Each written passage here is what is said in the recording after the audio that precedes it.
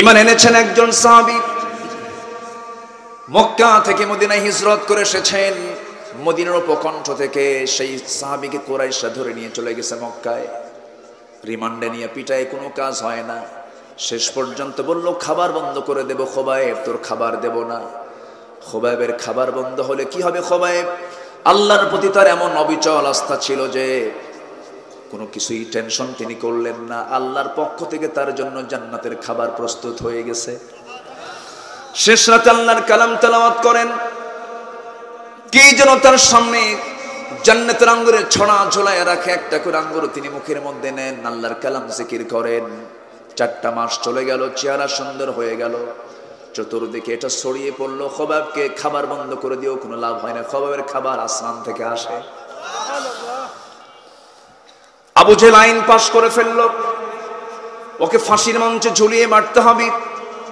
খোবায়েবকে বলা হলো, খোবায়েব এখনো সময় আছে, তুমি কি করবে বলো। খোবায়েব বলছেন, শোনো, তোমরা আমার জন্য কি করবে জানি না, তবে আমি আমার নাকের মধ্যে জান্নাতের ঘ্রাণ পেতেছি। তোমাকে আমরা দুনিয়া থেকে বিদায় করব, তোমার শেষ ইচ্ছা বলতে কিছু আছে নাকি? সঙ্গে সঙ্গে তিনি বলেন, আমার শেষ ইচ্ছা তোমরা যদি পূরণ করতে চাও, আমি দুনিয়ার কোনো লোকজনের সঙ্গে আমি সাক্ষাৎ করব না, দুনিয়ার কোনো পরিবারের সঙ্গে আমার দেখা করার দরকার নাই। তোমরা আমার শেষ ইচ্ছা যদি পূরণ করতে চাও, আমাকে একটু ওযুর পানি দিয়ে দাও, ওযু বানাবো, নামাজে দাঁড়ায় আমি আল্লাহর সঙ্গে একটু কথা বলবো। নামাজ মানে কার সঙ্গে কথা বলা? আসতে বলবেন না, কার সঙ্গে কথা বলা? কার সঙ্গে বোঝাপড়া হয়? আল্লাহর সঙ্গে বোঝাপড়া হয়ে যায়। আমার ভাইয়েরা, খোবায়েব রাদিয়াল্লাহু তাআলা আনহু ওযু বানালেন, নামাজে দাঁড়ায় গেলেন। নামাজটা যখন শুরু হয়ে গেছে, প্রথম রাকাত খুব মনোযোগ দিয়ে নামাজ পড়লেন, আস্তে আস্তে করে নামাজ পড়ছেন। দ্বিতীয় রাকাতে মনে মনে চিন্তা করলেন, নামাজটা যদি একটু লম্বা করি, কাফের মুশরিকরা ভাবতে পারে খোবায়েব বুঝি মৃত্যুর ভয়ে নামাজটাকে লম্বা করছে। তাড়াহুড়ো করে দ্বিতীয় রাকাতে নামাজটা সম্পূর্ণ করলেন। সম্পূর্ণ করে দুটো হাত আসমান মুখে উঁচু করে ধরে আছেন, আয় আল্লাহ তাআলা, আমি জানি না আমি দুনিয়া থেকে মনে হয় বিদায় হয়ে যাব আল্লাহ, কারণ নাকের মধ্যে আমি জান্নাতের ঘ্রাণ পাচ্ছি। আজকে আমি 4 মাস গত হতে চললো, 5টি মাস পড়ে গেছে, নবীজির সুন্দর চেহারা দেখতে পাই না। তোমার কাছে ফরিয়াদ করছি আল্লাহ, আমি যদি দুনিয়া থেকে বিদায় হয়ে যাই, আমার বিদায় সালামটা তুমি আল্লাহ আমার নবীর দরবারে পৌঁছায়া দিবা। কি পরিমাণ তাদের ঈমান পাকা ছিল দেখেন। যেখানেই গিয়েছেন আল্লাহকে ছাড়েন নাই, রাসূলকে ছাড়েন নাই, কিন্তু আমরা 10 টাকা দিয়ে ঈমান বেচে ফেলি, ঠিক কিনা বলেন? কয় টাকা দিয়া? 10 টাকা দিয়ে আমরা ঈমান বেচে ফেলে দেই। সামান্য সিগারেটের প্যাকেট পেলে পরে আমাদের ঈমান শেষ। খোবায়েব রাদিয়াল্লাহু তাআলা আনহু দোয়া শেষ সম্পূর্ণ করি, জোর করে তাকে ধরাও লাগলো না, জল্লাদও তাকে ধরতে হলো না, দৌড় মেরে মেরে ফাঁসি কাস্টের দিকে দৌড় মেরে মেরে যাচ্ছেন। সবাই বলছে, খোবায়েব তোমার কি মাথা খারাপ হয়েছে নাকি, মানুষকে মরার জন্য দৌড়ায় নাকি? খোবায়েব বলছেন, না রে না, আমি ফাঁসির মঞ্চের দিকে তাকায় নাই, আমি দেখতে পাচ্ছি জান্নাতের 8টা দরজা আমার আল্লাহ আমার জন্য খুলে খুলে রেখে দিয়েছে। 2 হাত 2 পা বাঁধা হলো, সামনে দাঁড়ানো তিনি, এক পায়ে দাঁড়িয়ে আছেন। ফাস্তাকিম কামা উমিরতা ইন্নাল্লাযীনা রাব্বুনাল্লাহু সুম্মা ইসতাকামু, ইস্তেকামাত হয়ে আছেন। এমন সময় একজন কাফের এসে বলছে, খোবায়েব তোমার এই জায়গায় যদি তুমি না থেকে যদি মুহাম্মদকে এখানে বাঁধতে পারতাম। নাউজুবিল্লাহ। এই কথা যদি ইমানদার শুনে তার কি সহ্য হবে নাকি? খোবায়েব যখন এই কথা শুনেছেন, শোনা মাত্রই হাতে তো অস্ত্র নাই, 2টা হাত বাঁধা, কি বলবেন তিনি চিন্তা করছেন। এমন চিন্তা করতে করতে তার মধ্যে মনে হলো, মুখের মধ্যে কয়েক মিনিট ধরে তিনি থুতু জমা করলেন, মুখ ভরা থুতু তিনি মুখের মধ্যে জমা করলেন। যে ব্যক্তি এই কথাটা বলেছে, রাসূলকে নিয়ে কটূক্তি করেছে, কটাক্ষ কথা বলেছে, মুখ ভরা থুতু তার মুখের মধ্যে মেরে দিলেন। মেরে দিয়ে আল্লাহর কসম করে বলি, আমার শক্তি সামর্থ্য থাকার পরেও আমার সামনে যদি কেউ নবীর ব্যাপারে একটা চুল বাক্য উচ্চারণ করে, একটা চুল কথাও বলে, আমি তাকে হালে ছেড়ে দেব না। এই কথা বলার সঙ্গে সঙ্গে একজন কাফের এসে তার ডান হাতে মেরে দিল, ডান হাতটা ছিটকে পড়ে গেল। খোবায়েব মুস্কি মুস্কি হাসি মারেন, বাম হাত কেটে ফেললো, চিৎকার মেরে মেরে হাসেন। আত্মীয় স্বজন সবাই বলছে, ও খোবায়েব, আমরা তোমার হাত পা গুলো কেটে কেটে দিই, তুমি হাসো কেন? খোবায়েব বলছেন, তোমরা আমার একটা করে অঙ্গহানি করে দাও, আর আমি জান্নাতের একটা করে হুর দেখতে পাই। জান্নাত তারা কত কাছে টেনে নিয়েছেন। খোবায়েব দুনিয়া থেকে বিদায় নিলেন। নবীজি মদিনার মসজিদ থেকে সাহাবায়ে কেরামদের সঙ্গে কথা বলতে বলতে হঠাৎ করে তিনি দাঁড়ায় গেলেন, হাত উঁচু করে বলছেন, সালামুন আলাইকা ইয়া খোবায়েব, সালামুন আলাইকা ইয়া খোবায়েব।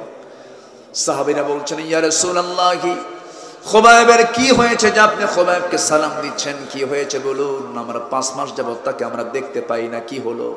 রাসূল বলছেন, ওরে আমার সাহাবীরা রে, ওরে ওমর, ওরে আবু বকর, আমার খোবায়েব আর দুনিয়াতে বেঁচে নাই, জান্নাতের পাখি হয়ে জান্নাতের মধ্যে উড়ে বেড়াতেছে।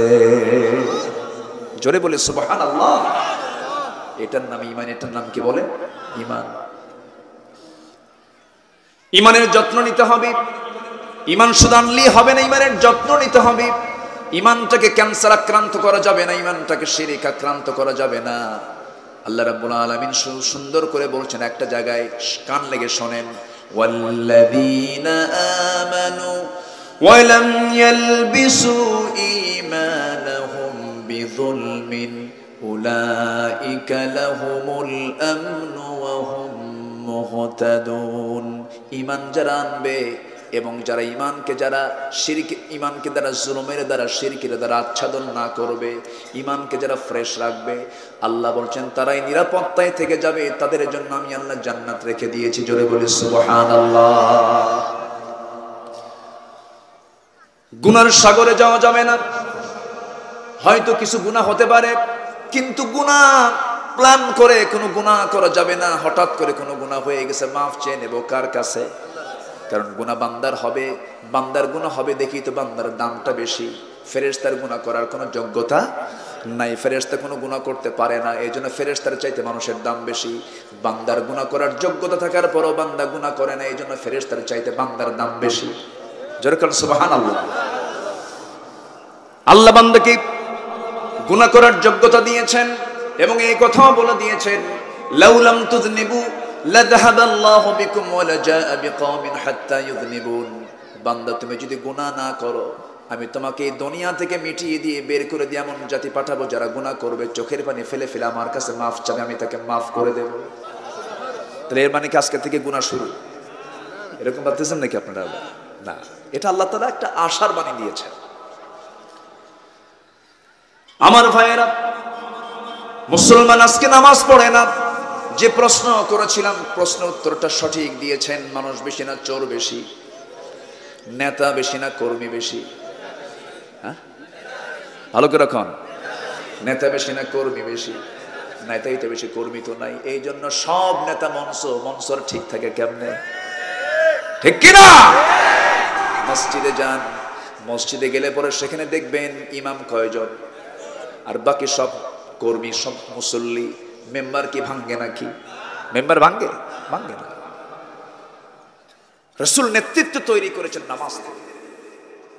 যে নেতৃত্বে নামাজ নাই, সেই নেতার মুখে জুতা মারা দরকার। রাজি আছেন কারা কারা? হাত উঁচু করে দেখান মুসলমান।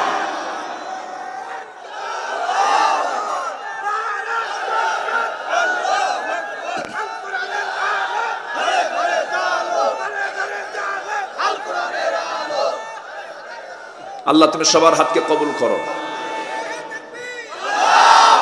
জোরে বলি আমিন। আরো জোরে আমিন। যে নামাজ পড়ে না তার চেয়ে বড় চোর আছে? বলেন, তার চেয়ে বড় চোর আছে? নামাজ পড়বো, 5 ওয়াক্ত কারা? একটা হাত তুলে দেখেন তো দেখি। জোরে বলি ইয়া আল্লাহ, ইয়া রহমান, আমাদেরকে 5 ওয়াক্ত সালাত আদায় করার তৌফিক তুমি আল্লাহ দিয়া দাও। জোরে বলি আমিন। আরো জোরে আমিন। নবীজি মারা যাবেন, মারা যাওয়ার আগ দিয়ে তিনি ইঙ্গিত দিয়েছেন কিয়ামতের পরে খেলাফতের দায়িত্ব পালন করবে। কেমন করে দেখেন, অসুস্থ রাসূল হুজরাখানায় আমার নবীজি পছন্দ করলেন, আম্মা জান আয়েশার ঘরকে পছন্দ করলেন। তিনি ঘরের মধ্যে ঢুকে বলছেন, আয়েশা, শরীরটা কেমন যেন খারাপ লাগে। মাথায় পানি ঢেলে দাও তো। প্রচন্ড জ্বরাক্রান্ত হলেন, বিষক্রিয়া দেখা দিল, ওনাকে বিষ প্রয়োগ করা হয়েছিল। শেষ জীবনে মৃত্যুর আগ দিয়ে এই বিষক্রিয়াও দেখা দিল, প্রচন্ড জ্বর এবং প্রচন্ড মাথা ব্যথা। যাদের জ্বর হয়, মাথা ব্যথা হয়, এটা সুন্নাহ, আলহামদুলিল্লাহ বলেন। অনেকের অসুখ হয় না, খুব ভাব দেখায়। আছেন এরকম কিছু লোক আছেন, কে রে 60 বছর বয়স, অসুখ বিসুখ নাই, এরকম আছে না নাই বলেন তো? খালি ওষুধ খাস, আমাদের কিছু খাওয়া লাগে নাকি? ভাবতে হবে যে ওর মধ্যে কিছু ফেরাউনের খাসলত আছে। ফেরাউন অসুখ বিসুখ হয়নি তো, বোঝেন নাই? অসুখ বিসুখ হওয়া ভালো, অসুখ বিসুখ না হওয়া ভালো, এটাও রহমত, কিন্তু অহংকার করা যাবে না। আমার নবীজি মাথায় পানি ঢেলে দেওয়া হলো, আজান দিলেন বেলাল। বেলাল যখন আজান দিতেন, রসুল তার আগেই গিয়ে সামনে দাঁড়ায় থাকতেন। আশহাদু আন্না মুহাম্মাদুর রাসূলুল্লাহ যখন বলতেন, নোকটা ইশারা করে রসুলকে দেখে দেখে তিনি আজান দিয়েছেন। কিন্তু আজকে রসুল নাই, বেলাল কাঁদতেছেন আজানের মধ্যে, রসুল তো নাই।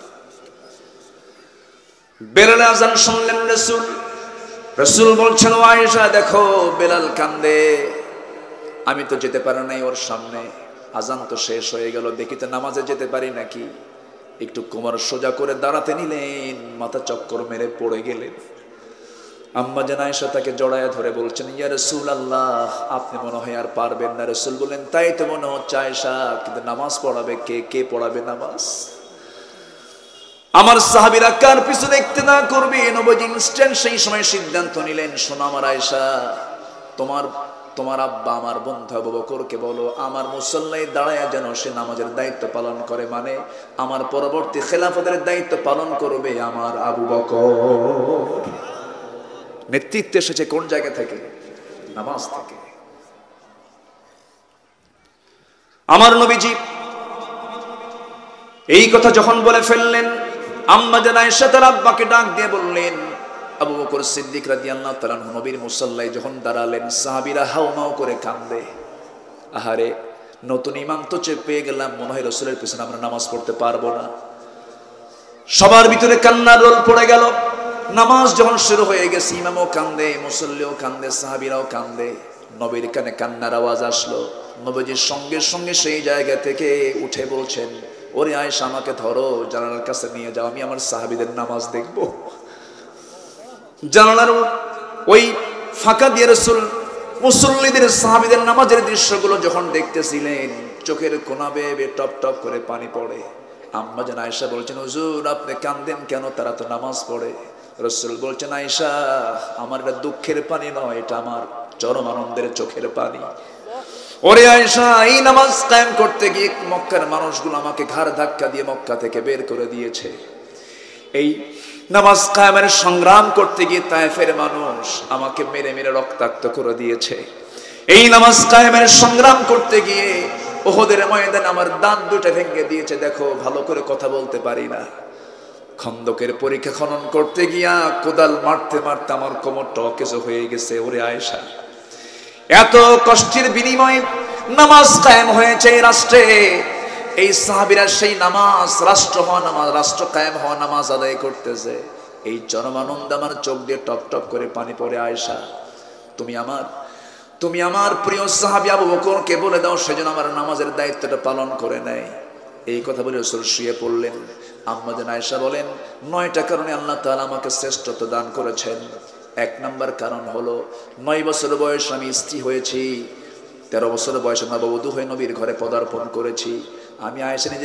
আমি নিজের চোখে জিবরাইলকে চোখে দেখেছি, আমি একমাত্র কুমারী। নাম্বার 5 হলো আমি যখন নবীর বিছানায় একই সঙ্গে ঘুমাতাম, আমি থাকা অবস্থায় আল্লাহ তাআলা ওহী নাজিল করে দিতেন। নাম্বার 7 হলো আমি আয়েশা নিজেকে ধন্য মনে করি, আমার শানে আল্লাহ তাআলা কয়েকটা আয়াত সরাসরি নাজিল করে দিয়েছে। আরেকটা কারণে আমি নিজেকে ধন্য মনে করি, নবীজি আমার উরুতে মাথা রেখে যেমন শেষ নিঃশ্বাস ত্যাগ করেছেন।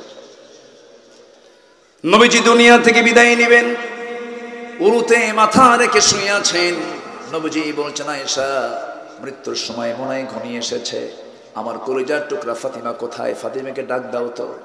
ফাতিমার নাম নেওয়া মাত্রই নবীর সামনে যখন দাঁড়ালেন, আমার নবীজি তার চোখের দিকে তাকায় রাসূল কেঁদে ফেললেন। কাছে টেনে নিয়া কানের মধ্যে মুখ ঢুকিয়ে বলছেন, ফাতিমা রে কান্দিস না, আমার মরার পর তুইও মরে যাবি, কবরের জিন্দেগিতে তোর সঙ্গে আমার প্রথম সাক্ষাৎ হয়ে যাবে। আল্লাহু আকবার। আমার নবীজি ফাতিমাকে বিদায় দিয়ে দিলেন। আম্মা জান আয়েশাকে সামনে নিয়ে বলছেন, আয়েশা রে আমি মনে হয় দুনিয়া থেকে বিদায় হয়ে যাব, দেখো তো মিসওয়াক আছে নাকি, আমার মুখটা কেমন যেন দুর্গন্ধ মনে হচ্ছে। মিসওয়াক একটা এনে দিয়া আম্মা জান আয়েশার বয়স তখন 18 বছর, মিসওয়াকটা চাবায়া চাবায়া নরম করে দিলেন। নবীর হাতে মিসওয়াকটা দেওয়া মাত্র আমার নবীজি মুস্কি মুস্কি হাসি মেরে বলছেন, আয়েশা রে এই যে মিসওয়াক তুমি আমাকে দিলে, মিসওয়াকটা শুরু না করে তোমার মুখের লাগানো থুতুগুলো আমি চুষে চুষে পান করছি আর মুস্কে মুস্কে হাসি দিচ্ছেন। আয়েশা বলেন, নিজেকে ধন্য মনে করি, আমার নবীজি তার জীবনের শেষ খাবার খেয়েছেন, আমি আয়েশা আমার মুখের লালা। আমার নবীজি দুনিয়া থেকে বিদায় নেবেন। আম্মা জান আয়েশা বলেন, রাসূল আমার সঙ্গে সর্বশেষ কথা বলি, আমার সঙ্গে কথা বলি, দুনিয়া থেকে বিদায় নিয়েছেন, সর্বশেষ আমার সঙ্গে তার কথা হলো, কনভারসেশন হলো। আয়েশা রে আমি দুনিয়া থেকে বিদায় নিচ্ছি, পরিবারের জন্য আমি কিছু বলবো না, কারোর জন্য কিছু বলবো না, আমি আমার উম্মতের জন্য বলবো, আমার উম্মতরা যেন নামাজের চুরি না করে, যেন নামাজটা ঠিক মতো আদায় করে। জোরে বলি সুবহানাল্লাহ। সবাই কি নামাজ পড়তে রাজি আছেন? সবার কিন্তু হাত ওঠে নাই। জোরে বলি ইয়া আল্লাহ, আরো জোরে ইয়া আল্লাহ, ইয়া রহমান, ইয়া রহিম। আমাদেরকে 5 ওয়াক্ত সালাত আদায় করার তৌফিক তুমি আল্লাহ দিয়া দাও। জোরে বলি আমিন, আরো জোরে আমিন। মাহফিলে বসে যদি মজা না পাওয়া যায়, কোরআন তেলাওয়াত শুনে যদি মজা না পাওয়া যায়, করে যদি মজা না পাওয়া যায়, সেজদা দিয়ে যদি তৃপ্তি না পাওয়া যায়, তাহলে ভাবতে হবে নফসের মধ্যে শয়তান আসর করছে। আসতে কোন কেন? বসেন একটু, বসেন না।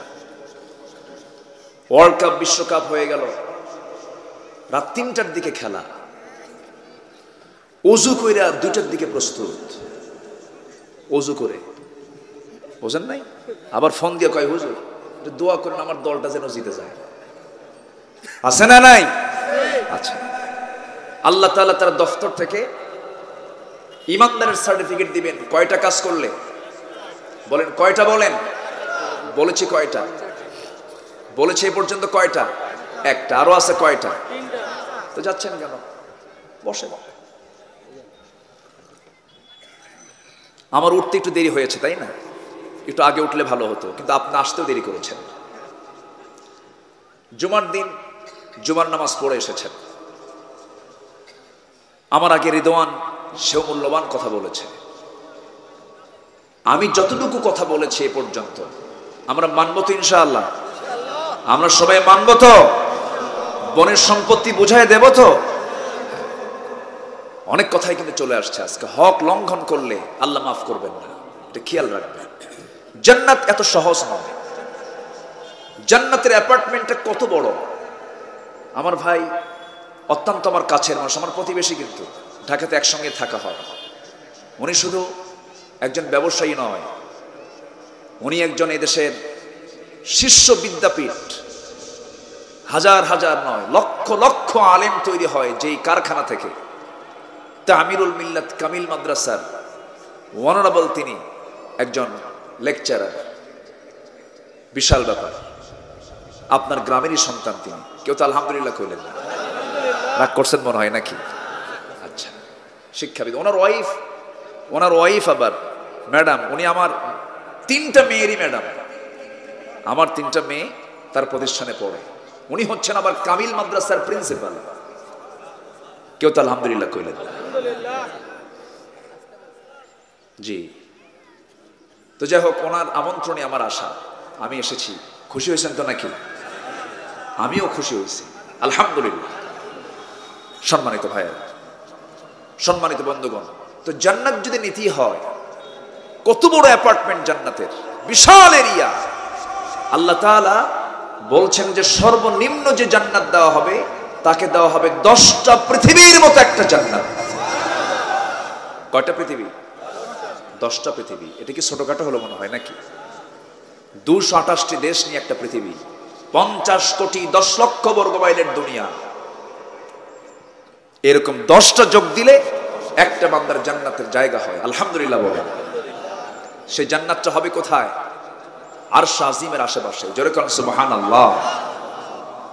এখান থেকে আপনি একটু চাঁদের দেশে যাবেন, ঘুরে আসছেন, ভালো কথা। ওই চাঁদের দেশে যাওয়া লোকগুলো যদি বলে আমি একটু মঙ্গল গ্রহেও গেলাম, চাঁদেও গেলাম, একটু তারকার দেশে যাব, এক একটা তারকা আছে, ব্যাটেল জুইস নামে একটা তারকা আছে, যে তারকাটা সূর্যের চাইতে 33 কোটি গুণ বড়। যেরকম সুবহানাল্লাহ। আর সূর্য হলো পৃথিবী থেকে এত বড়, 13 লক্ষ দুনিয়া যোগ দিলে একটা সূর্য হবে। নিকটবর্তী তারকা প্রক্সিমা সেন্ট্রাই। প্রক্সিমা সেন্ট্রাই যদি কেউ যেতে চায়, তো বর্তমান দুনিয়ার সবচেয়ে দ্রুতগামী একটা নভোযান আছে, অ্যাপোলো 11, যার গতি হলো প্রতি ঘন্টায় 39,000 কিলোমিটার প্রতি ঘন্টায়। এই কিলোমিটার বেগে যদি কেউ যেতে চায় ওই তারকার দেশে, তার সময় লেগে যাবে হলো 1,15,000 বছর মাত্র। যাবেন কারা কারা? হাত তোলেন। সম্ভব? আসতে বলে সম্ভব। সেই জান্নাত আল্লাহ তাআলা কোথায় রেখে দিয়েছেন? সেই জান্নাত পেতে হলে আমাদের কাজ করার দরকার আছে না নাই? আসতে বলবেন না, আছে না নাই? আমার ভাইয়েরা, আল্লাহ রাব্বুল আলামিন 4টা কাজের কথা বলে দিয়েছেন। নাম্বার 1 হলো যারা ঈমান আনবে, ফ্রেশ ঈমান, ভেজাল ঈমান আনলে হবে না। নাম্বার 2 হলো যারা হিজরত করবে। হিজরতের 2টা সংজ্ঞা দেওয়া যেতে পারে। একটা হিজরত হলো ইসলামের জন্য দেশ ত্যাগ করা, আর একটা হলো হিজরত মানে হলো সমস্ত হারাম কাজগুলোকে বর্জন করা। আল মুহাজিরু মান হাজারা মা নাহাল্লাহু আনহু। মুহাজির তো তাকেই বলে যে সমস্ত হারাম কাজগুলোকে নিজের জীবন থেকে মাইনাস করে ফেলে। আমার বন্ধুগণ, নাম্বার 3 হলো ওয়াজাহাদু ফি সাবিলিল্লাহ। আল্লাহর রাস্তায় যারা জিহাদ করবে। জিহাদ এখনো আছে না নাই? আসতে বলে জিহাদ আছে না নাই? জঙ্গিবাদের সাথে ইসলামের কোনো সম্পর্ক, সন্ত্রাসের সাথে ইসলামের কোনো সম্পর্ক, কিন্তু জিহাদের সঙ্গে সম্পর্ক আছে না নাই? যারা বলে জিহাদ নাই তারাই হলো টাটকা মুনাফিক। ঠিক কি না? তারাই হলো মুনাফিক। যারা বলে জিহাদ নাই, সন্ত্রাস নাই, জঙ্গিবাদ নাই, কিন্তু জিহাদ আছে না নাই? জিহাদ আছে। আল জিহাদু মাদিন ইলা ইয়াউমিল কিয়ামা। জিহাদ কিয়ামত পর্যন্ত চলবে, কারণ আবু জেহেলের সেলা সামুন্ডারে থাকবে, সংগ্রাম চলবে। ঠিক কি না? চলবে, সংগ্রাম চলবে। সুদ বন্ধ করবেন কেমনে? ওয়াজ কইরা। জেনা বন্ধ করবেন কেমনে? ওয়াজ কইরা। চুয়াডাঙ্গার দর্শনায় একটা মদের ফ্যাক্টরিতে লাভ হয়েছে এবছর 700 কোটি টাকা। আলহামদুলিল্লাহ, তাই না? এগুলো কেমনে বন্ধ করবেন আপনি? এগুলো এমনি এমনি বন্ধ হবে না। সংগ্রামের দরকার আছে না নাই? মুজাহাদার প্রচেষ্টার দরকার আছে না নাই? আচ্ছা, জিহাদের গুরুত্ব কতটুকু একটু একটা প্রেক্ষাপট সময় নিয়ে ফেললাম, আর একটু 5টা মিনিট আমি বলবো, মনোযোগ দিয়ে শোনেন। আমার নবীজি জীবনে 86টি যুদ্ধ পরিচালনা করেছেন। 27টি যুদ্ধের নেতৃত্ব রাসূল নিজে দিয়েছেন। নিজে সামনে সামরিক যুদ্ধে অংশগ্রহণ করেছেন, অস্ত্র হাতে নিয়ে মোকাবেলা করেছেন। সবচেয়ে বড় অভিযান ছিল হলো তাবুক। বলেন তো কি? তাবুক। রোমানদের বিরুদ্ধে মোকাবেলা হবে। 30,000 সাহাবী নিয়ে। কত হাজার? 30,000 সমরাস্ত্রে সজ্জিত সাহাবায়ে কেরামকে নিয়ে রাসূল তাবুকের প্রান্তর পর্যন্ত গেলেন রোমানদের বিরুদ্ধে মোকাবেলা করার জন্য। যুদ্ধ হলো না। বিনা যুদ্ধে আবার রাসূল ব্যাক করলেন মদিনায়। মদিনার মসজিদে রাসূল বসে আছেন। একজন সাহাবী কাব বিন মালিক রাদিয়াল্লাহু তাআলা আনহু আস্তে করে নবীর সামনে গিয়ে 2 হাঁটু গেড়ে দিয়ে নবীর কাছে দাঁড়িয়ে বলছেন, সুন্দর করে বসে বলছেন, হুজুর আমার ভুল হয়ে গেছে, আমি একটা ভুল করে ফেলেছি, আপনি আমাকে মাফ করেন। রাসূল বলেন, কি ভুল করছো আগে কও। তিনি বলেন, ইয়া রাসূলুল্লাহ, আমি তাবুকে যাই নাই, জিহাদে যাই নাই। কেন? ইচ্ছা করেই যাই নাই। কেন, কি হয়েছে? হুজুর গাফলতি করেছি, আমি গড়িমসি করেছি, আমি যাই নাই। রাসূল বলেন, তাই? হ্যাঁ। আর কে যাও নাই? হেলাল বিন উমাইয়া যায় নাই। আর কে যাওয়া নাই? মুরারা বিন রাবিয়া যায় নাই। আর কে যাওয়া নাই? হুজুর আমার জানা নাই। হলো কয়জন? 3 জন। 30,000-এ কয়জন? 3 জন, মাইনাস ছিল। আমার নবীজি আস্তে করে বলেন, কাব তুমি এখন মসজিদ থেকে চলে যেতে পারো। তাকে পাঠায় দিলেন। তৎক্ষণাৎ আমার নবীজির চক্ষু রক্তিম আকার ধারণ করলো, লাল হয়ে গেল চেহারা। সাহাবে কেরামকে ইমার্জেন্সি বৈঠকে ডেকে বললেন, মদিনার সমস্ত মুসলমানকে আমি এই মুহূর্তে ঘোষণা দিলাম, কোন মুসলমান এই 3 জন কাব বিন মালিক, হিলাল বিন উমাইয়া, মুরারা বিন রাবিয়া, 3 জনের সঙ্গে কোন প্রকার লেনদেন, কথা বার্তা, আচার ব্যবহার কিচ্ছু করতে পারবে না, বয়কট। এই 3 জনের কানে যখন সংবাদ চলে গেছে, এখন কি হতে পারে বলেন তো? তাদের কি নামাজের কোনো অভাব ছিল? রোজার কোনো সমস্যা ছিল? দান সাদকার কোনো সমস্যা ছিল? আমার নবীজি এই 3 জনের বিরুদ্ধে যখন বয়কটের ডাক দিলেন, কাব বিন মালিক যিনি নিজেই রাসূলের কাছে ক্ষমা চাইতে গিয়েছিলেন, রাসূল তাকে ক্ষমা করলেন না। কাব বিন মালিকের কানে যখন সংবাদ চলে গেল, সঙ্গে সঙ্গে তিনি কি করলেন? সঙ্গে সঙ্গে তিনি স্ত্রী ঘরের সামনে গিয়ে স্ত্রীকে ডাক দিচ্ছেন, দরজায় কড়া নাড়ছেন। স্ত্রী আবার দরজা খোলো। দরজায় যখন ডাক দিয়েছেন, স্ত্রী ভিতর থেকে বলছেন, স্বামী আমার দরজা খুলবো, শর্ত হলো দরজা খুলে দেব, আপনি ঘরের মধ্যে ঢুকবেন, পিছনের দরজা দিয়ে আমি বের হয়ে চলে যাব, কারণ যে ব্যক্তিকে রাসূল বয়কট করেছেন সেই ব্যক্তিকে আমিও বয়কট করতে বাধ্য হলাম। কথা বোঝা যায়? এটার নাম ঈমান। এটার নাম কি? কাব বিন মালিকের কাছে যেন আকাশ ভেঙে পড়ার মতো হয়ে গেল। কাব বিন মালিক রাদিয়াল্লাহু তাআলা আনহু করলেন কি? নিজের ঘরে নিজেই ঢুকতে পারলেন না, বউটাকে রেখে সামনে যখন আসতেছিলেন, হঠাৎ করে দেখতে পেলেন তার ফুটফুটে 2টা বাচ্চা, 10 বছর 12 বছর ছোট্ট ছোট্ট বাচ্চাগুলো। সেই বাচ্চাগুলোকে দেখেই বলছে, আমার কলিজার টুকরা সন্তান তোরা, তোদেরকে একটু আদর করি। বাচ্চাগুলো বলছে, না না, যাওয়া যাবে না, যে ব্যক্তিকে রাসূল বয়কট করেছেন তাকে আমরাও বয়কট করলাম। বাচ্চারাও কথা বলে না, বউটার সঙ্গেও দেখা করতে পারলেন না। কাব বিন মালিকের কাছে সব দরজা বন্ধ হয়ে গেছে। সেজদায় পড়ে পড়ে কাঁদতেছেন, নজরে ঝরায় তিনি পানি ফেলতেছেন আল্লাহর দরবারে। হেলাল বিন উমাইয়ার বয়স হলো 70 বছর। আমার নবীর চাইতে বয়স বেশি, নবীর চাইতে বয়স বেশি। বুড়া মানুষ, বয়স্ক মানুষ, তিনিও যেতে পারেন নাই, রাসূল তাকেও বয়কট করে ফেলেছেন। হেলাল করলেন কি? নিজের বাড়ি থেকে বড় ধরনের একটা রশি হাতের মধ্যে করে নিয়া সেই দড়িটা নিয়ে এসে মদিনার মসজিদের সামনে একটা খুঁটির সঙ্গে দড়ি বেঁধে দিয়া তার 2টা হাত স্বেচ্ছায় বেঁধে দিয়া বলছে, হেলাল রে, তোর চাইতে বড় আসামি এই দুনিয়াতে আর নাই, যার বিরুদ্ধে নবীজি বয়কটের ডাক দিয়েছেন। কিতাবের মধ্যে লেখে 2টা হাত তার দড়ির বাঁধনে ঘা পর্যন্ত হয়ে গিয়েছিল, খাওয়া দাওয়া বন্ধ হয়ে গেছে হেলাল বিন উমাইয়ার। 40টা দিন পার হয়ে গেল, সেজদায় পড়ে পড়ে কাঁদেন, কোনো ফয়সালা আসে না, রাসূল তাদের সঙ্গে কথা বলেন না। ওইদিকে মুরারা বিন রাবিয়া তিনি পাহাড়ি গর্তের মধ্যে সেজদা দিয়ে তওবা করছেন আল্লাহর কাছে।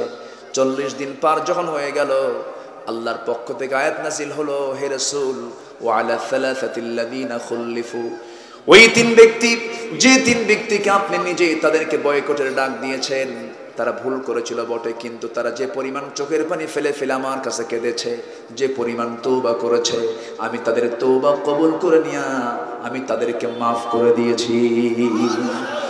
আমার নবীজি আনন্দ দেখে কি, আমার নবীজি সঙ্গে সঙ্গে দাঁড়ায় গেলেন, বলেন, ওমর রে, তাড়াতাড়ি আমার কাব বিন মালিককে ডেকে আনো।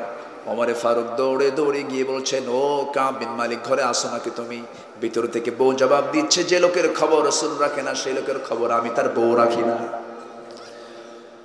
ওমরে ফারুক বলেন, না রে, আল্লাহ তাআলা কাব বিন মালিকের পক্ষে আয়াত নাযিল করে দিয়েছেন। রাসূলের সামনে কাব বিন মালিক যখন হাজির হয়ে গেছেন, রাসূল জড়িয়ে ধরে তাকে আলিঙ্গন করে নিলেন আর বললেন, কাব রে, আমি তোমাকে মাফ করি নাই, কিন্তু আল্লাহ তোমাকে মাফ করে দিয়েছে।